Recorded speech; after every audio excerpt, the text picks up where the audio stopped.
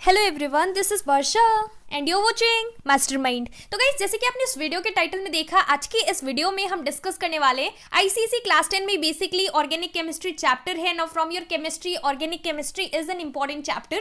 तो इस particular chapter से फर्स्ट ऑफ ऑल आपको थ्योरी पोर्शंस अच्छे तरीके से बुक से कवर कर लेना है। आपके बुक्स में सब कुछ दिया हुआ है, या फिर आप नोट्स में प्रिपेयर कर सकते हो। It would be even much more better.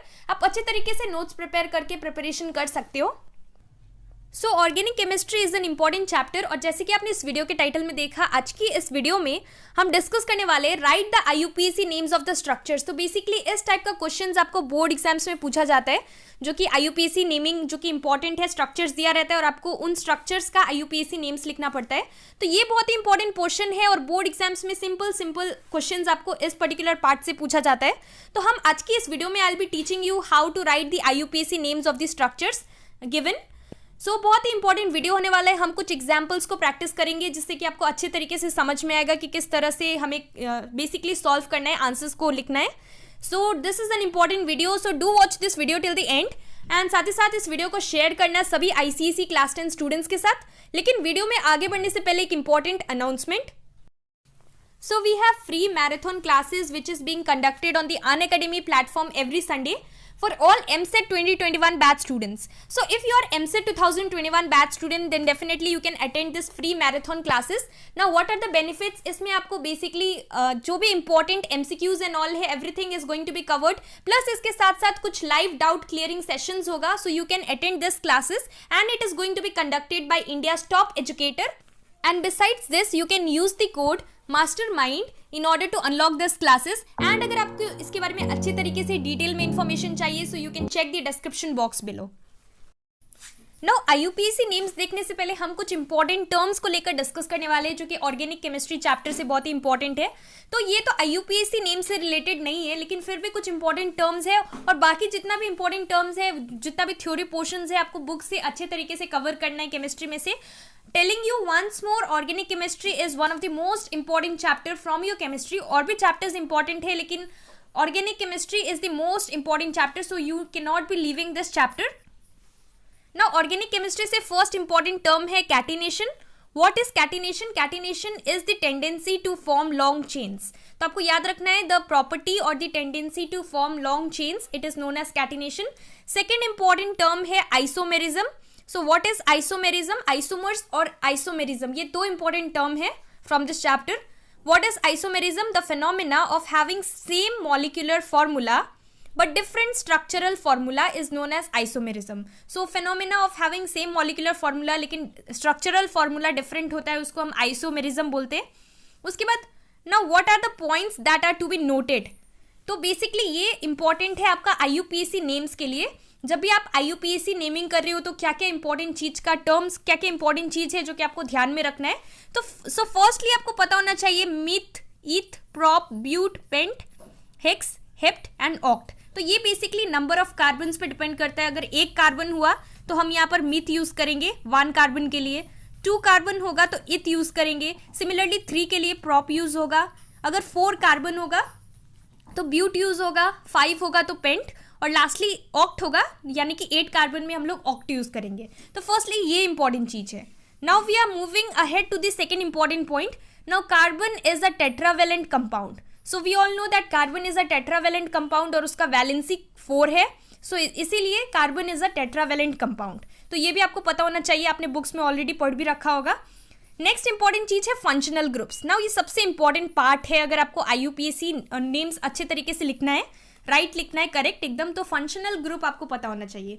Functional group और भी बहुत सारा होता है, लेकिन यहाँ पर हमें बेसिकली क्लास 10 के लिए, आईसीएसई क्लास 10 के लिए ये 3 इंपॉर्टेंट है, जो कि आपके लेटेस्ट सिलेबस के हिसाब से, फर्दर रिड्यूस सिलेबस के हिसाब से ये 3 फंक्शनल ग्रुप्स आपको पढ़ना पड़ेगा। बाकी कुछ भी नहीं पढ़ना है। ये 3 अगर आप अच्छे से कर लेते हो तो सारा क्वेश्चंस आप कर पाओगे। एंड जो क्वेश्चंस होता है वो भी आपको स्ट्रक्चर्स बनाने दिया जा सकता है, या फिर नेम्स लिखने दिया जाएगा, आईयूपीएसी नेम्स। तो वो भी क्वेश्चंस आपको इजी ही मिलेगा, डोंट वरी, सिंपल क्वेश्चंस मिलेगा।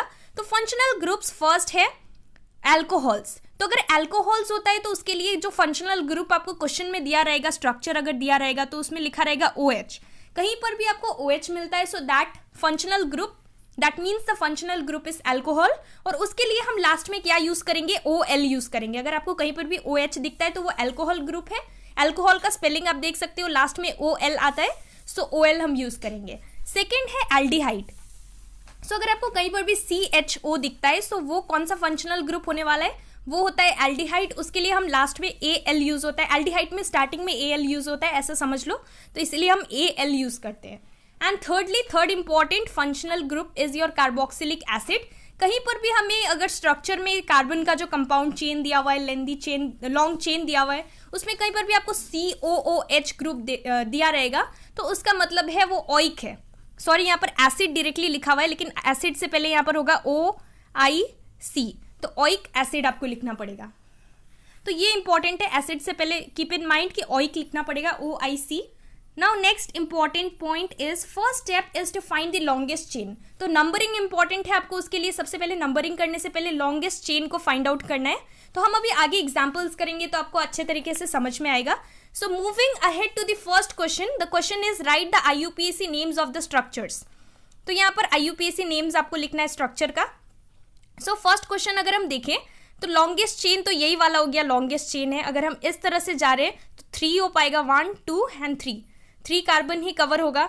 तो उसके लिए हमें इस तरह से जाना है, तो नंबरिंग हम या तो यहाँ से स्टार्ट कर सकते हैं 1 2 3 4 5, और दूसरा ऑप्शन हमारे पास है कि हम यहाँ से स्टार्ट कर सकते हैं 1 2 3 4 5। तो now which one is going to be the correct, हमको ये सोचना है, क्योंकि दोनों तरफ से हम डेफिनेटली स्टार्ट नहीं कर सकते, तो कौन सा करेक्ट वे है। कभी भी आपको याद रखना है, मैंने जैसे कि आपको फंक्शनल ग्रुप्स के बारे में बताया, तो यहाँ पे फंक्शनल ग्रुप्स में एक इंपॉर्टेंट चीज है कि आपको याद रखना है कि फंक्शनल ग्रुप सबसे फर्स्ट में आता है। पहले फर्स्ट में फंक्शनल ग्रुप आएगा, उसके बाद ही बाकी सारा मिथाइल इथाइल ग्रुप आएगा। मिथाइल और इथाइल ग्रुप क्या है, मिथ इथ वो सब ठीक है, लेकिन मिथाइल ग्रुप क्या है, सपोज मिथेन है, मिथेन का फॉर्मूला क्या है, CH4 मिथेन है, लेकिन मिथेन में hydrogen, now we have 4 hydrogen in methane. अगर ये 4 हाइड्रोजन में से हम एक हाइड्रोजन को रिमूव कर देते हैं -1, तो CH3 हो जाएगा। तो 1 हाइड्रोजन अगर हम लेस कर रहे हैं तो CH3 हो रहा है, तो वो मिथेन के बदले मिथाइल ग्रुप हो जा रहा है, METHYL, मिथाइल। सिमिलरली और भी इथेन है, इथेन में से अगर आप एक हाइड्रोजन को निकाल देते हो तो वो हो जाएगा आपका ethyl group, ETHYL, ethyl group. So इस तरह से आपको करना है, ये मिथाइल इथाइल ग्रुप सब इंपॉर्टेंट है। तो फर्स्टली ये जो फर्स्ट क्वेश्चन दिया हुआ है इसमें हमें फंक्शनल ग्रुप को पहले कंसिडर करना है। तो अगर हम देखें फंक्शनल ग्रुप, तो सबसे पहले फंक्शनल ग्रुप को अगर हम कंसिडर करें तो यहाँ से स्टार्ट होगा, क्योंकि COOH हमने स्टार्टिंग में देखा था, मैंने आपको बताया था कि for carboxylic acid we have to use OIC, oic acid. तो यहाँ पे COOH फंक्शनल ग्रुप है कार्बोक्सिलिक एसिड का, तो यानी कि हमें यहाँ से स्टार्ट करना है। This is going to be your number 1, this is going to be your 2, this is your 3, this is your 4 and this is your 5। तो हमें यहाँ से स्टार्ट करना है।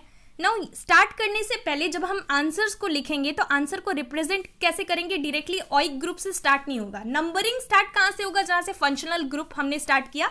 अगेन आई एम रिपीटिंग कि नंबरिंग सबसे पहले आपको लॉन्गेस्ट चेन देखना है, this is the straight chain, this is the longest chain. हमने लॉन्गेस्ट चेन का पता कर लिया, उसके बाद हमें फंक्शनल ग्रुप देखना है।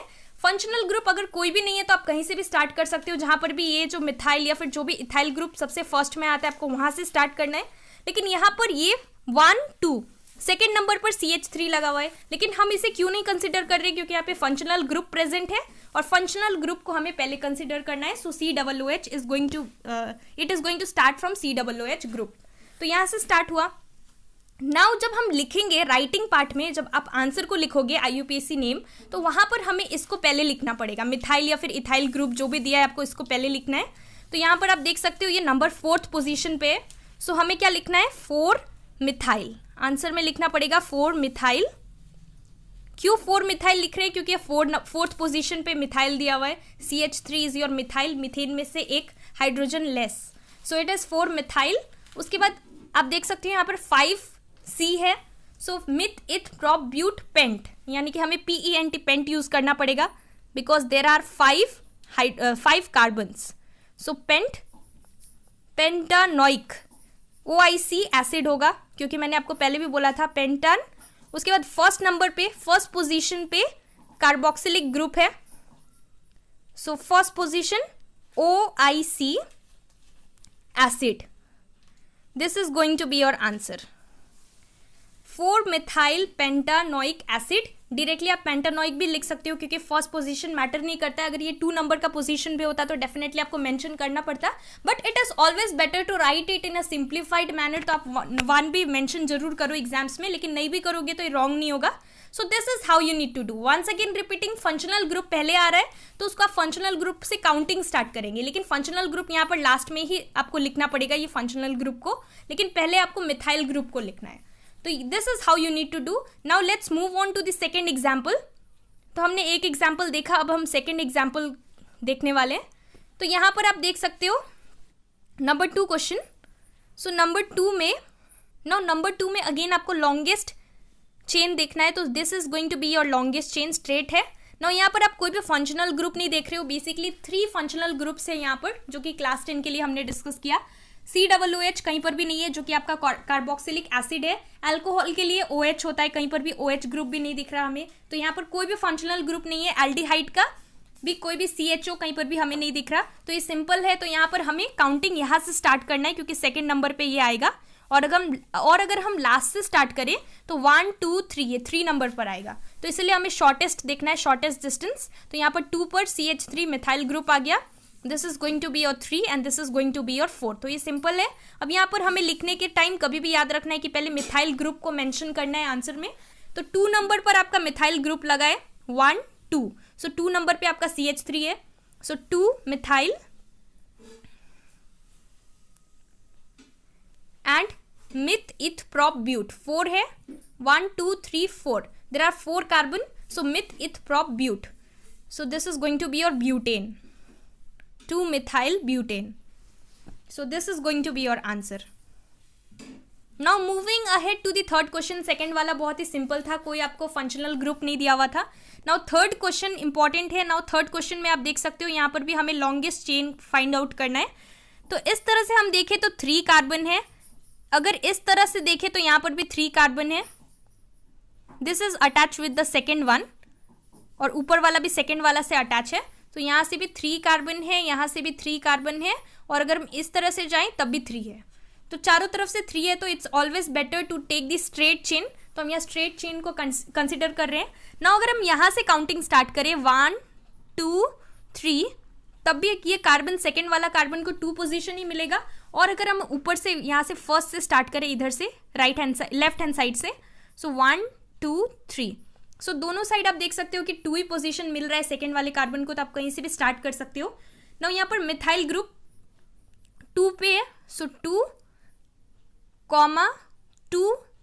अब हम 2 बार क्यों लिख रहे हैं 2 2? क्योंकि आप देख सकते हो 2 पोजीशन पे ऊपर भी है, फिर यही 2 पोजीशन के कार्बन पे नीचे भी दिया हुआ है मिथाइल ग्रुप. सो आपको क्या लिखना है, 2 बार है, इसलिए आप 2 को 2 बार लिख रहे हो. 2 2 डाई मिथाइल.